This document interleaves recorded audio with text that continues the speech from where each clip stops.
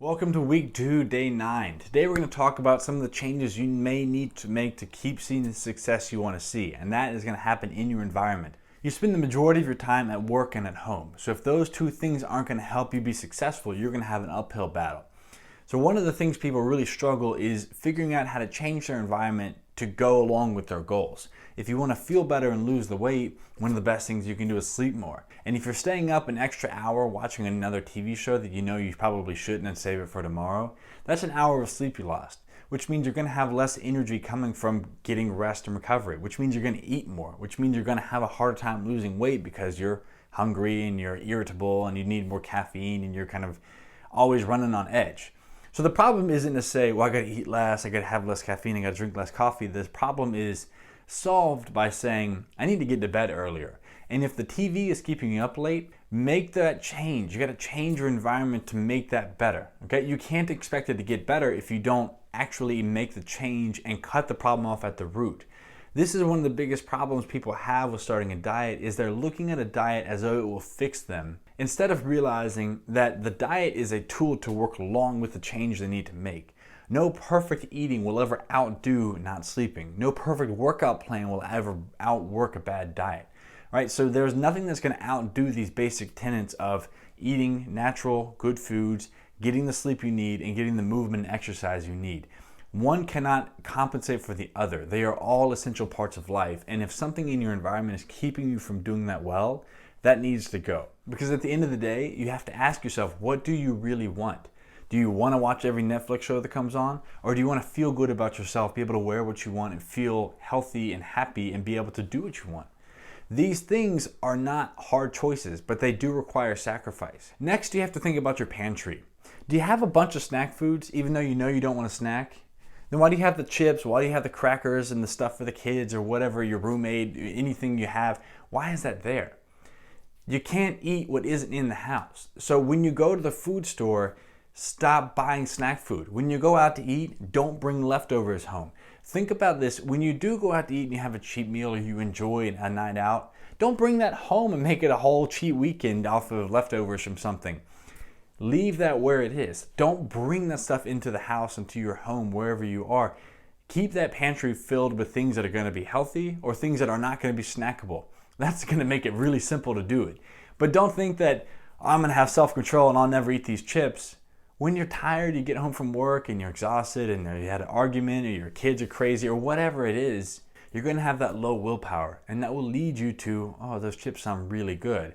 And then before you know it, you have 300, 400 calories of chips. Oh wait, now I have to go work that off, or it doesn't work like that. That is how it creeps up on you. So make the decision ahead of time to say, I'm not going to put the chips in the pantry. I'm not going to put them in the shopping cart. And then you don't have to deal with it later on. You see, the hard choice up front of no chips, no snack food makes the easy choice later on of, now I don't have to deal with whether or not to go eat that. Thinking about the meal prep, what you're eating, is an essential part of being prepared for the week ahead. You can't just jump into the week and think, oh, I'll just eat healthy all week without planning for that.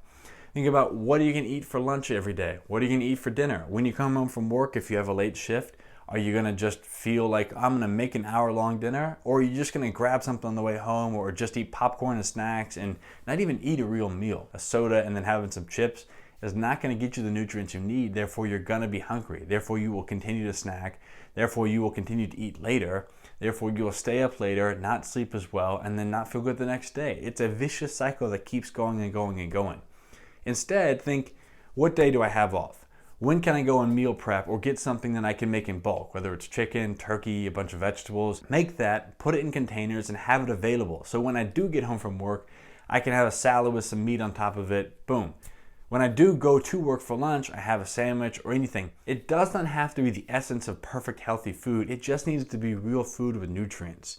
And if you wait to the last minute and you do go pick something up and you grab a slice of pizza, you're probably more likely than given to have a cookie too. Nothing makes food look as good as being hungry. And if you are hungry, you are not going to make good choices. So don't wait till you're hungry and think it's going to happen. Plan ahead. The simple equation for your meal prep is thinking about a protein or some type of meat and vegetables. You can have some cheese or a starch or some sauce or salt to flavor it to make it taste better, but having those, making them in bulk, will prepare you for the week ahead. If you live with people, you have kids, you have a partner, a spouse, a significant other, a roommate, don't let them derail your goal and your process. Because if they get a bunch of snack foods and they stay up late and order pizza, and you typically say, well, I'll just have pizza tonight too. You can't. It doesn't work like that. If you want to make a change, it has to come from you. You can't hope and expect that everyone else around you will align to make a change that makes your life easy. You're going to have to create some separation. Whether that means keeping your food in your room and not having it in the pantry so that you're going to go snack. Whether that means communicating to your family or your roommate or your partner that, hey, I'm doing this. I would appreciate if you would support me and not have this stuff out. If you've got a family, a lot of the parents I work with talk about the fact that they have a bunch of snack food for the kids. The kids don't need the snack food. You're the parent. Make that decision. Don't let them stop you from getting to your goal. At the end of your life, do you want to say, well, I never really lost the weight and got the body I wanted to look like because my roommate always had the snack food, or I never made the money was successful because my roommate always wanted to go out to eat all the time and we spent all of our money.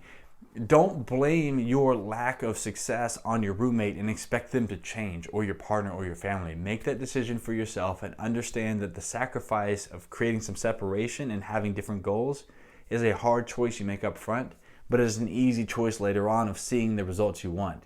If you don't lead with the change you want to see, you can't expect someone else to do it for you. So takeaway here is to think about the changes in your environment you need to make, and then make those and stick with it. You will see the results you want if you are consistent with the simple steps towards success.